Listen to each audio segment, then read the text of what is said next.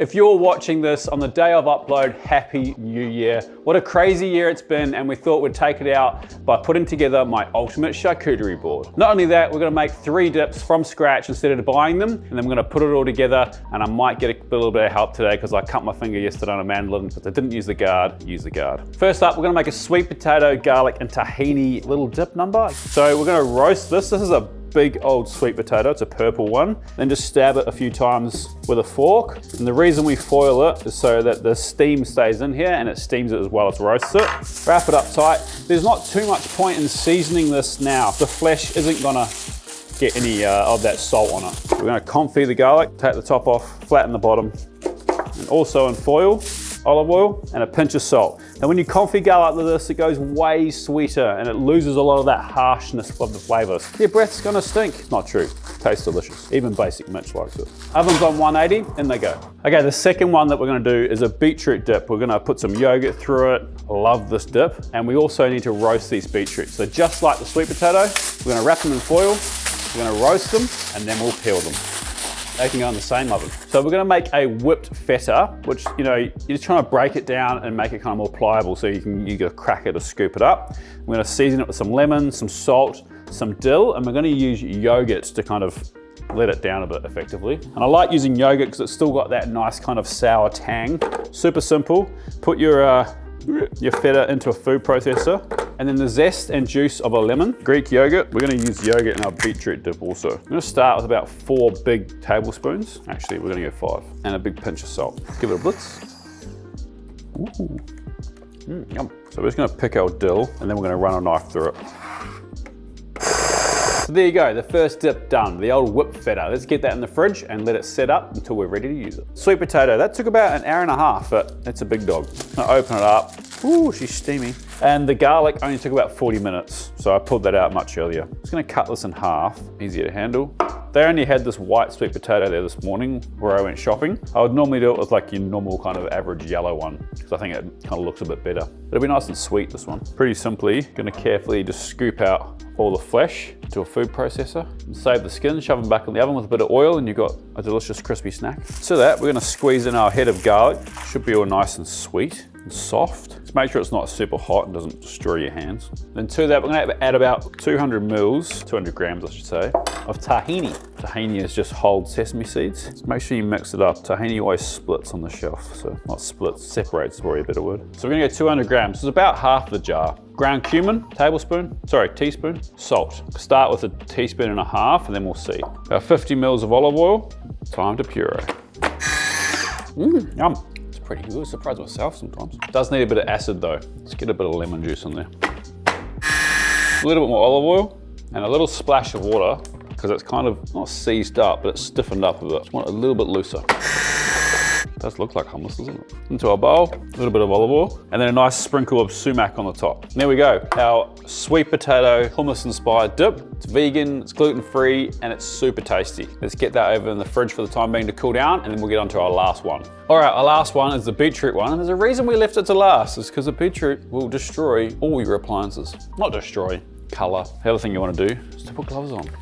Otherwise you're gonna have pink hands. So I've just rinsed out the blender. It doesn't need to be perfect. Peel open the beetroot. These took an hour and a half as well, by the way. So I put in like a cake tester to make sure it was cooked through. And then we're just gonna push the skin off, just like that. Bang, in they go. So we obviously haven't seasoned this at all. So we're gonna start by just getting some salt in there. Not too much. And we're just gonna start breaking these up with the blender before we start adding stuff. Make sure you got a plate handy to put your spoon on, because if you put that on the bench, it's already starting to mark. You're gonna make a big mess. Scrape down the sides. All you've got right now is slightly salted beetroot. You're gonna start adding flavor. Parsley. The parsley's got a nice earthiness to it as well. We're gonna use red wine vinegar for our acid. So just roughly chop your parsley, save a little bit for the top, in that goes. Red wine vinegar. We'll start with about 2 tablespoons, then we'll see how it's, no, 3 tablespoons, and then we'll see how that's going. Yogurt, or yogurt. 3 heaps tablespoons. Oh, look at the color. That's stunning, chef. It's pretty good. It's pretty sweet. Needs a bit more salt and a bit of pepper too. Kind of want some more savory notes coming through. It's definitely got enough acid, because that's the thing with all this stuff, right? Like, you can write recipes, and there's obviously gonna be a recipe for this, but you gotta use your intuition. You gotta taste stuff. Pretty happy with that. Cool, let's get that in a bowl. That's gonna be a crowd favorite. In it goes. Simply stunning. Made so much it doesn't even fit in the bowl. Bit of parsley. How good, 3 dips, all done. And that wouldn't take that long. Anyway, let's start assembling this charcuterie board. The best piece of advice I've got is to not overthink it when it comes to bringing the stuff together. Get all your ingredients out. I'll run you through them all once we're kind of into it. Get everything washed, get everything ready to go. And then when you're ready to assemble, you can usually ask for help too. General rule of design is work in odd numbers only. So I'm gonna do 5 cheeses. We've got 5 different types of meat. So this board here, we're gonna do this big board of mine. This board will comfortably feed 20, 25, even 30 people. You wanna do like half a size, just do 3 cheeses. And if there's only 3 or 4 of you, then just do 1 cheese. It really doesn't matter, but if you like cheese, then maybe do more than 1. I've chosen a goat's cheese, which is a really soft cheese, which is why it's on this plate, and we're gonna leave that there. And then we've got a manchego, which is a Spanish sheep's milk cheese, a red Leicester, which is an English kind of style of cheddar. Pretty sure it's a style of cheddar. A blue cheese, and a triple cream brie. So you got like, really mild and kind of tame stuff, more kind of stronger flavored, kind of harder cheeses, and then the blue cheese as well, which I think works really well. One of the other things that I love to do when doing cheese boards is use banana leaves or native leaves to help fill spaces. So I've got banana leaves here. The first thing we're gonna do is cover the banana leaves on this board. And why I love it is because I think it fills spaces really nicely. And it's also like Mother Nature's greaseproof paper. So we've got some banana leaves. They also have a really nice fragrance. And we're just gonna lay them down with the seams in the center. You should be able to get these in most Asian supermarkets, if not like in your local greengrocers. It doesn't have to be perfect. Okay, so that's 1 packet, which is a pretty universal size packet. And that's easily done with 1 board. Another layer down the center, just to make sure we've got complete coverage. And then just with a damp cloth, just wipe it down really well. You're obviously gonna be putting food directly on it, especially the cheeses. So you just wanna make sure that they're nice and clean. But this stuff is food safe. That's why you buy it from an Asian supermarket, because it's safe to cook in and to serve on. And if you're really worried about it, you can kind of put these over the flame, and that will definitely kill any bacteria or nasties on there. But I think just giving a nice wipe, that should be perfectly safe. Okay, cool. So that's looking pretty good. Start with our goat's cheese. So we're effectively gonna put our big stuff on first, space it out, and then we fill the gaps in with all the veggies and the nuts and the crackers and stuff. Next up, we've got a blue cheese. We're gonna put that right there. Got our triple cream brie on this side. Then with our manchego and our red Leicester, we're gonna cut it so it's easier for people to pick up slices. So the manchego, I'm gonna slice into sort of 1/2 centimeter thick pieces. And every second one, we're gonna turn around. And then the red Leicester, I'm actually gonna cut this in half and then cut slices. It can be a little bit crumbly, this one. If you are struggling with it to be like it's being super crumbly, you can heat your knife up slightly, but try and not do that if I can avoid it, mainly because then you're starting to heat up the face of that cheese faster than it would if it was just coming up at room temperature. Okay, our next biggest thing is our dips. So we're gonna place those around. And now we're gonna start doing the cured meats. And I'm gonna need some help with this, I reckon. Hey babe, you wanna give us a hand? Oh, here's trouble. I'm allowed in the kitchen today. Yeah, it's a special occasion. It's not hard, so you should be okay. The only thing he's let me do in his kitchen is pick herbs. So a bit of a promotion It's an today. upgrade, it's an upgrade. So this here is Coca-Cola, is pork neck, cured. So what you're gonna do is take it and you're gonna fold it over like that. And then working here, stack them up. Seems easy enough. Seems easy enough. I'm gonna start with the salami down at this end. Hey? Stunning. So thinking back about this year, what do you think your favorite video was to make? Ooh, favorite video. That's a tough one. Made a few this year. Yeah.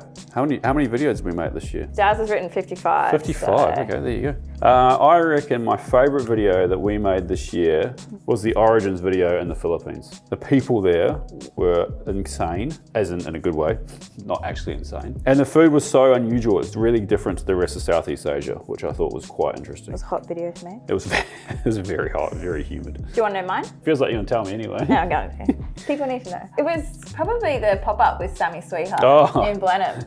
Mainly because... That was pretty early in the year. It was early. It was fun to see you back in the kitchen bantering with good old Sammy Sweetheart. Yeah, he's got great banter, Sammy. Now to the other end of the spectrum, the hardest video that you made this year. Because the camping video was hard. Oh yeah, that was hard, you're right. That was hard from behind the scenes. Fish over fire. Yeah. Video. That was a hard one. We finished filming that video and then the heavens literally opened up and we got smashed by rain. At 10 o'clock, me and Mitch called it and just started packing up camp and came home. And we've never been been camping since? We lost a drone on the way out there, and I think we all spent an hour, 2 hours looking for it. Not we, Mitchell lost the drone. Mitch lost the drone, but you also forgot all the cooking equipment. So Daz and I had to jump in the car and drive all the way back to the coast. Luckily, we're only an hour and a half away. Get the cooking equipment and then come back out. And by that time, you guys were drenched in sweat because it was like so hot. 40 degrees. Yeah. Ta-da! Stunning, babe. Now, I reckon let's get Mitchell in for the next one. Okay. Just to see what his meat folding skills are like. No, you're going to compare? Yeah, we're going to compare. Mine are looking a bit flat, Well. but maybe it's the type of meat. It's not. Okay. All right, I'm being kicked out. Bye-bye. Can I have grape? No. All right, Mitchell, your turn. Oh, I'm so nervous. All right, Mitchell, same as Caitlin. Fold it in half again. Why are you breathing so heavy? I'm nervous. In half and half again. Down there. Don't stuff it up. The challenge. He's like full on. I'm legit like on panic mode. Just The out. basic job for basic Mitch. Whoa, whoa, whoa. Oh, yum. Don't lick your fingers when you... Carrying on from what Caitlin was saying before, what would you say your favourite location was that we shot in 2023? Like the US was pretty cool. Austin was really cool. And hot at the And same hot, time. yeah. But the crew that we kind of had there with Josh and Laureate and everyone was pretty cool. And then LA, I really enjoyed LA, hanging out there. Sandwich battle with Owen, who was a legend. And there's just so much going on in LA. I kind of like those grimy cities, you know, like there's a bit of chaos. Where was your favorite place that we filmed this year? That's very tricky. on the Philippines, spot, yeah. Philippines was pretty incredible. Same thing, like what you said before, it's completely different to any other part of Asia and really good food. I could eat adobo like every single day, I reckon. So some really cool people that we met there as well. Great food. Said that. And now, I'll cut it out. I'll get Caleb to cut it out. What are we doing next year? What are you looking forward to most? I think just more of the same, just continuing to build this community and trying to improve our videos as much as we can while keeping true to ourselves. So always kind of pushing the boundaries on how we film stuff and edit stuff and making the best videos we can with the tools that we have access to. Sounds like I've got a hard job next year. It sounds like a lot of pressure on you, mate. Just So, do better. yeah. This is actually your performance review. Yeah, Happy New Year's, everyone. Yeah. Mitch is going to get roasted by his boss. Wait, I'm nearly done though. I think I've done a good job. I think you've bit me. I just can't wait to get To get out of out. here. It's the fastest I'm you've nervous. worked all Yeah. Shh, don't tell anyone. And with the prosciutto, I just like to kind of ribbon it. Just kind of let it fall where it goes. Stunning. We're getting there. Thank you, Mitchell. Stunning, chef. Back behind the camera. I got some quince paste here. Now quince works really well, especially with the stronger cheeses. I'm just gonna pull that out, put that there like that. I love fruit pastes on cheese boards. I reckon we get some grapes on here. One way you can save money is not to buy these black grapes because they are delicious, but they are super expensive, which I didn't realize until I got to the counter this morning. I just like to cut them off into small, what would you call that? Nuggets of grape? Into small bunches, that's probably a better word, and lay them around. And then we'll put a bunch of green next to each of the bunches of the black grapes. Now, if you're in the Northern Hemisphere or somewhere where it's not summer and you can't get access to grapes and berries like we got here, just use some dried fruit or you know, the fruit that you can get that's in season now. All right, we're gonna leave the grapes at that for now. We can always come back and add more. We're gonna start laying on some crackers so we don't run out of room. So I like an arrangement of crackers, different types, fruit ones, rice ones, so that are really light. You can also kind of make your own just by getting a baguette and putting it through the oven with some olive oil. And these like little black ash ones are nice too. They don't taste like ash. It's just there for effect. And then we have these like wattle seed. Wattle seed's an Australian kind of native, but more like a lavosh. They're a flatbread cracker. You can kind of just break up so that they're nice kind of uneven shapes. So we've got some cashews here. I just kind of go around and put piles of it on. Good for filling up gaps. And same with the smoked almonds. It's already coming together, isn't it? No one's excited as I am, clearly. Baby cucumbers, I'm gonna slice them in half. I think crudité, like cut veg, is really important on one of these, even though it's often the last thing that gets eaten. But it's great if you just want to have like a little run one through some dip. If you're a bit full up on crackers, make some piles of those. Also think about orientation where you're eating this. So if this is going to be up against the wall, like this one's effectively going to be eaten from people from all sides. So you kind of want it pretty evenly spread. But if it's kind of people only coming from that side, then you don't really want to lean over to get the beetroot dip. Someone's going to drop it everywhere. Got some of these baby carrots. You can try and cut these in half, but I think they kind of fine like they are. Some of them getting a bit thick, and if you can't get the baby carrots, just get normal carrots and cut them into battens. Or if you want to save some money, because these are, obviously a lot more expensive. It's really important to think about color. So that's why like carrots work really well. The cucumbers work just to kind of liven it up a bit. So we've got some stuffed olives. If you're gonna put olives on a charcuterie board, I think you need to get pitted olives. It gets a bit awkward if you're standing around and trying to spit out an olive pit. It's all right with you if you're with your mates, but the other thing you can do is kind of group stuff together better, but I like to spread it out. You go up to the grazing board, you go, oh, I might have a bit of that this time. Oh, I didn't see that last time. One of my favorite things on a grazing board are these little peppers stuffed with feta, and I do love the way that they look. Pretty sure it was also one of Tony Soprano's favorites, a fictional character. All right, we've got some cherries and some strawberries. Look for places that need little pops of color, and on they go. And of course, cherries. Now in Australia, it's cherry season as Christmas comes around, or this time of the year comes around. So no party is complete without a bowl of cherries. If you're in the US or Europe, you're probably going, why are they eating cherries right now? And then finally, I like to add some dark chocolate, and you'll find that this always goes first. So there you go. My top 3 tips. Don't overthink it. Think about how people are gonna eat it, from what side, what direction they're coming from, and make sure you get a whole bunch of different colors. But I think it's time to get the crew to come in and see what they think of it. Like we're all awkwardly Like close. cinnamon. Yeah, okay, we can start eating. Should I dip a cherry in my Yeah. mouth? Well, thank you guys all so much for making this year so fantastic. We could not do this without you, literally. These videos, they're all of our livelihood. So thank you for watching, and we can't wait to bring more videos to you next year. And a huge thank you to these guys, Caleb, Mitch, Caitlin and Daz, for helping me and putting up with me every day in my stupid ideas. We'll see you all next year in the new studio. Take care, lots of love, peace. Peace. Caleb's like, I'm out of here.